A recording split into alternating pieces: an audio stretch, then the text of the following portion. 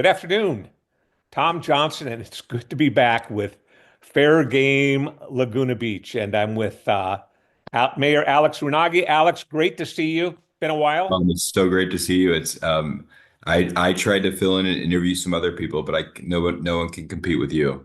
Nah, you do such stellar work and everything. It was interesting. A lot of people don't think about this, but I chose to vacation in Hogue this year. You Okay. realize it's breakfast in bed, it's lunch in bed, it's dinner in bed. It's all good stuff, but unfortunately, there's got to be a downside to it too. And but we got through it, so everything's good. Listen, Yes. one of the real important things in the community that I missed because of that was your state of the city, and I'm hearing wonderful things about it. Why don't you tell me what kind of reaction you've had since you did it, and what it felt like to be up there after growing up in the community to be Yep. giving the state of the city to Laguna Beach. Yeah, I mean, it felt a lot. Once I was up there, it felt very good. It was the hard part was writing the speech and trying to figure out a way to because there's so many different things that are going on in the city and there's so many so many different things that I could have spoken about. But my goal was really to at a high level step back and think about our city, our history, and then how our history shapes our future. And so I spent some time doing, historical research, and I made a joke during the speech about, the one t people said my history degree would in college wouldn't be valuable, but it was valuable here in this case. And the goal and what I really found in doing my research was that the city of Laguna Beach, we often are very resistant to change because Laguna Beach is very special and we want to keep it as a special place. But really, when you look at the history, it's special because of a willingness to make intentional changes that are thoughtful and that are innovative and forward thinking. And so, they talked about the Festival of the Arts, and then, bring it to today. How can we activate the Irvine Bowl year round? I talked about the history of our ability to have water, which, we don't have groundwater under us, but what we did is we pretended it. Go duck hunting, and we bought land in Huntington Beach. Ultimately, that land, the groundwater there was breached, and salt water infiltrated it, so that we lost that, but we kept our water rights. And then today, we're working with the city of Newport Beach. We bought land in Fountain Valley, and we're working on the entitlements to get a well built there, and then that'll provide two-thirds of our water supply in Laguna Beach, which is a big deal, and it'll save a lot of money. And I think it's a great example of how we can collaboratively work with our friends in Newport Beach on something that's just going to be great for our community and for their community. And so, yeah, I think that was the goal of my speech, was to really think about how we can use our history to inform our future and focus on the core competencies of local government, which I see as public safety, number one, infrastructure, and then government efficiency and how we can deliver services in the most cost-effective, user-friendly way. As I said, I've heard great things about it. Some of the people that I've actually heard from, um, and I give you credit because you and the council, because the council's heading in such a great direction right now. The city's heading in a great direction. But you've done a great job kind of bringing people together. And I think one of the examples that I've heard about at the State of the City was you brought other groups to the table. I think the school district was part of it, which is great because there's been a lot of just controversy with the change in the board there, and getting things steered in the right direction. But also, you brought a table from Newport Beach government down to the meeting, and we had not only their mayor, we had one of their city council people. Both of them have told me great things, and I just think it's nice when the neighboring cities and the school district and all can get involved in that. You had to feel good about that. Yeah, I was really grateful that the school district had a table. I had a section in my speech about the importance of high quality schools and the importance of collaboration between the city and the school district, but it got cut because I didn't have enough time. I think one of the things that drives me crazy about government at all levels is I mean, we're serving the same group of people. And so a lot of times there are like silos and where everyone's like, oh, I'm in my lane, this is where I'm supposed to stay. But at the end of the day, it's about the taxpayers and the residents. And so when there's opportunities for collaboration where both sides can be better off, it's a no-brainer to do it.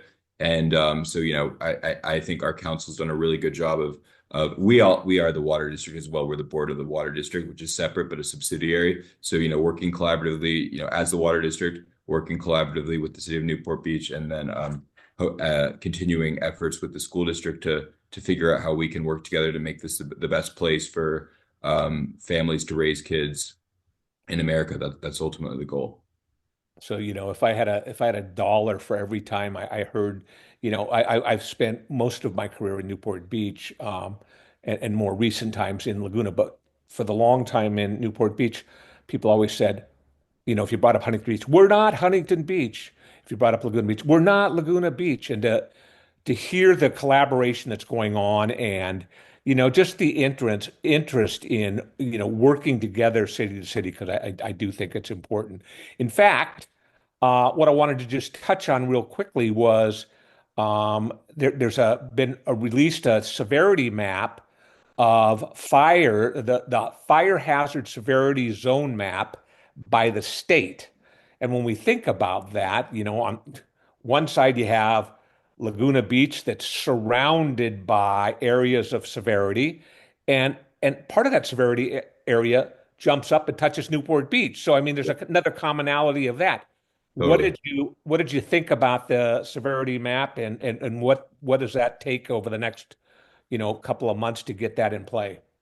Well, so I think our city, I want to say in the previous iteration, around 90% of our city was located in the very high fire severity zone. And when I looked at the map this time, I couldn't tell, I didn't see the comparison, but it looks pretty similar where most of our cities in the very high fire severity zone. And so I think our goal is to continue our efforts to mitigate that risk. And because we know there is a risk, it's a question of not if, but when the next fire happens. And then to your point about Newport Beach and all of the surrounding cities, including the county who oversees the open space that where which can be a huge fire threat. Fires don't respect. They don't go to LAFCO and respect jurisdictional boundaries, right? It's a fire. It doesn't matter. So it's a perfect example of why we should be collaborating across levels of government with water districts, with Orange County Fire Authority, and figuring out how we can most effectively mitigate our risk. Because as the city of Laguna Beach, we can do a lot, here, and we're going to keep doing that, but we can really have a multiplier effect in terms of our impact when we're collaborating with other agencies on a regional basis on issues like fire safety. Good stuff. Well, we can't talk about fire risk without constantly, beating the drum on undergrounding in the canyon. Yep. Any updates we need to know about there, or where are we? Yeah, so I think we're continuing. Hallie Jones and Bob Whalen are the ad hoc. I gave that up to, I was doing that with Bob, and I gave that, and I thought Hallie provided a lot of insights because she's was the executive director of Laguna Canyon Foundation, who really can collaborate with all the stakeholders there as they, work on the design. It's, I sent a couple letters, I think last week to members of our senators and our congressmen, as well as our members of the legislature, to ask for earmarks for funding. We're applying for, we just submitted some more, funding applications. So we're continuing to find ways to fund it. And then we're also looking at opportunities for revenue enhancement in the future to make sure that we can, get this done, because it really is, I think the cost of not getting this undergrounding done, which is so important for the safety of our community, is the cost of not doing it is a lot higher than the cost of, doing nothing, which in some ways could sound counterintuitive, but it really, when you look at the stakes and you look at how devastating a fire could be that's how I look at the issue. And I think when we look back at the Palisades fire, for example, or the Eaton fire, there were things that, could have, should have been done, weren't done, whatever. And when you look back in hindsight, you don't want to ever get into that position where, we here in Laguna Beach, that, if something were to happen, look back and say like, oh gosh, we should have done that, So good to stay on top of that. Uh, Tuesday city council meeting, hot topic, homelessness, and what to do. Dave Kiff, our city manager, who I just love Dave. He does such a great job, and he's so caring about people. And he's had a lot of experience with the homelessness over the years. And one of his suggestions, he's got to put a budget together that works for the city. And one of his suggestions was potentially closing the shelter in the canyon. And a lot of people got up and spoke about it. Dave didn't just throw that out, he threw several different options out with it. Where do you see that heading, and what's the timeline of something like that, Alex? Well, I think that what we saw is there's a lot of compassion in our community, and that's core to our identity. Is that we want to get people off the street and help them exit homelessness, and at the same time, the reason why we opened the ASL in 2009 was because that was under the previous legal scheme.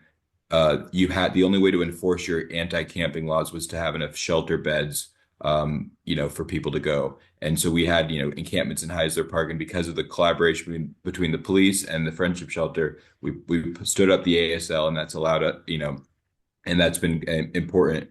And it's played a big role in many people's lives in terms of getting them off the street. One of the problems that we have so with the Supreme Court recently, overturned the Boise decision and through a decision called Grants Pass, which basically says that now you're still allowed that you don't have a city doesn't have to have enough beds to be able to enforce anti-camping laws. So it sort of took away an incentive that existed for cities to build shelters, even though that incentive really didn't drive a lot of behavior in South Orange County because none of the other cities have a shelter. We're the only city in the South Spa, which is what they call it, that doesn't or that has a shelter.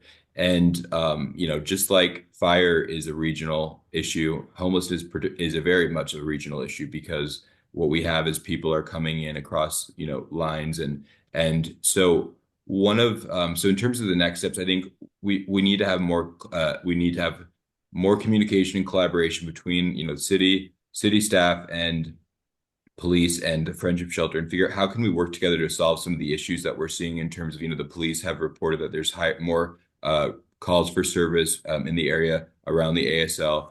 How can we work together and figure out ways to make sure that our downtown is a place where, people feel safe. And so continuing to work on collaboration there. And then the next step will be having, I called for basically bringing in all the South County mayors and city managers into Laguna Beach, and let's get in the room and talk about how can they be a part of the solution for homelessness, because we're happy to play our part, but at the end of the day, Tom, the city of Laguna Beach, we could devote our whole budget to homelessness. Hypothetically, we wouldn't be able to solve the problem because it requires it's a regional problem that requires regional solutions. And so at the end of the day, do need to step up. So I think that there's going to be opportunities to, improve and then just another takeaway.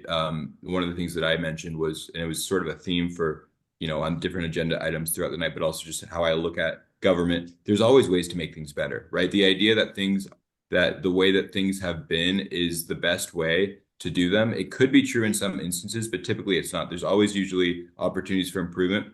So how can we do that locally with the ASL and with the collaboration in our system of care? And then how can we collaborate regionally and figure out some solutions where we can have other cities helping, to bear the burden. Ultimately, I do think we need a South County regional shelter. I proposed the Joplin, former Joplin youth shelter, not youth shelter, Joplin. It was like a juvenile detention camp that closed down.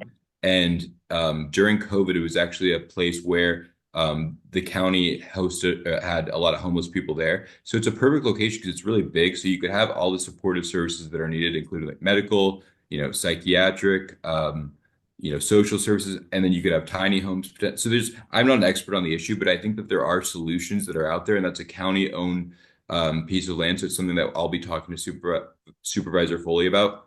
But at the end of the day, I think we need regional collaboration. So that's where this is heading, and I think we're going to continue working with the Friendship Shelter on how we can,